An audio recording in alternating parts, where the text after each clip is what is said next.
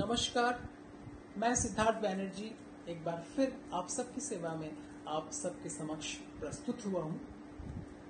आज की वीडियो की जानकारी जो है वो बहुत रोचक है, क्योंकि हवाईयन गिटार या स्लाइड गिटार को बजाने के लिए बहुत स्टूडेंट्स की ये जानकारी की मांग आई है, ये क्वेरी आई है कि पिक्स जिनके माध्यम से इसे बजाया जाता है उसको सही तरीके से पहनने का क्या तरीका है, या फिर जो स्टील बार हम लोग बाएं हाथ में लेते हैं उसको कैसे होल्ड करना चाहिए।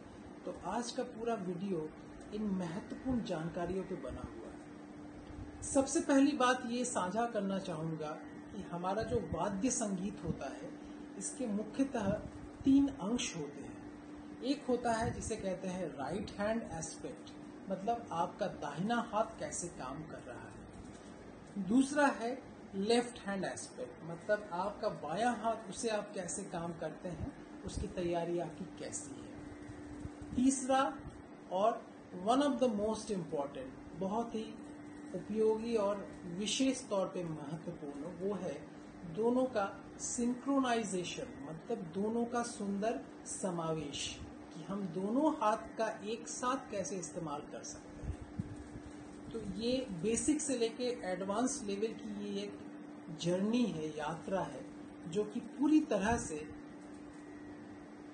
गुरु के सानिध्य में उचित तालीम द्वारा ही प्राप्त किया जा सकता है।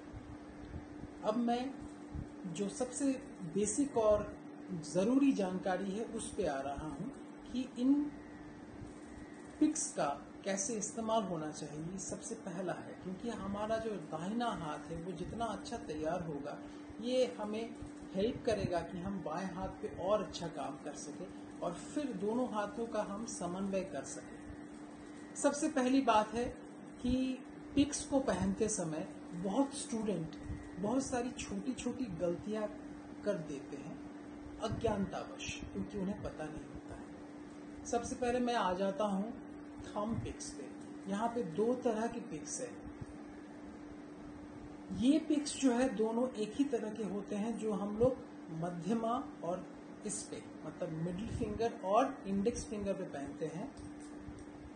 और ये फिंगर जो है इसे थंब पिक्स कहते हैं, मतलब इसे हम अंगूठे में पहनते हैं। इसे पहनते समय हमें इस बात का बहुत विशेष ध्यान रखना चाहिए कि इसका जो बाहरी अंश निकला हुआ रहता है वो हमारे अंगूठे के साथ समतल होना चाहिए, मतलब फ्लैट होना चाहिए। कुछ लोग ऊपर पहन ले, कुछ अगर नीचे पहन लेते हैं तो ये गलत होता है।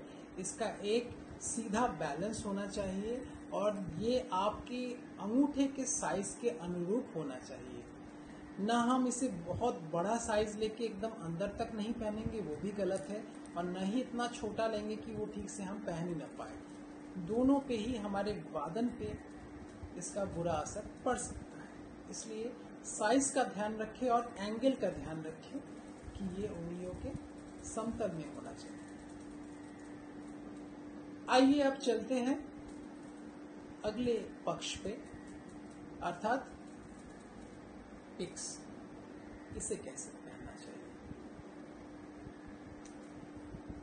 सबसे पहली गलती स्टूडेंट्स क्या करते हैं कि या फिर इसे बहुत अंदर तक पहन लेते हैं या फिर बहुत बाहर रह जाता है।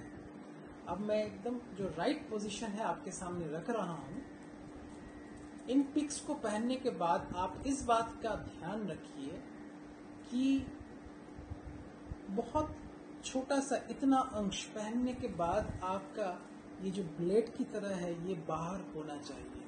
आप इसे इतना अंदर ना पहने कि वो ब्लेड भी ना बचे और आपकी पूरी उंगली अंदर चली जाए। मैं आपको पोजीशन दिखा रहा हूं। ये है इसका पोजीशन। मैं उम्मीद करता हूं कि वीडियो के माध्यम से स्टूडेंट्स को दिख रहा होगा। आइए अब चले आते हैं बाएं हाथ के पक्ष पे, मतलब कैसे स्टील को पकड़ना चाहिए, इसकी सही जो इसकी विधि क्या है।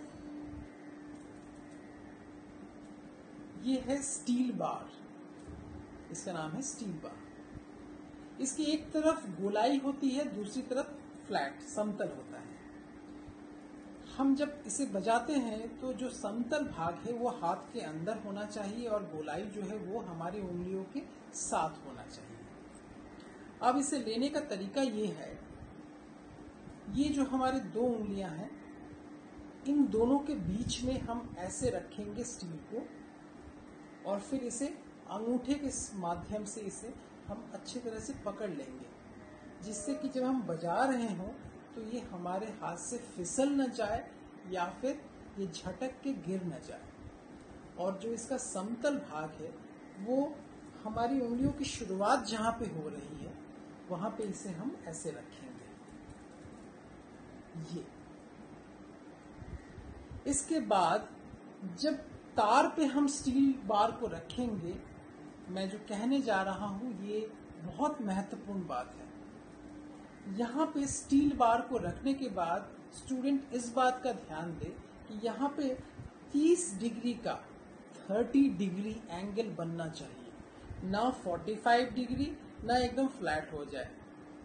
30 डिग्री का यहाँ पे एंगल बनना चाहिए। मेरे कहने का मतलब है, अगर आपका तार यहाँ पे है तो आपका हाथ ऐसे होना चाहिए, ना बहुत नीचे ना बहुत ऊपर, दोनों ही गलत होगा।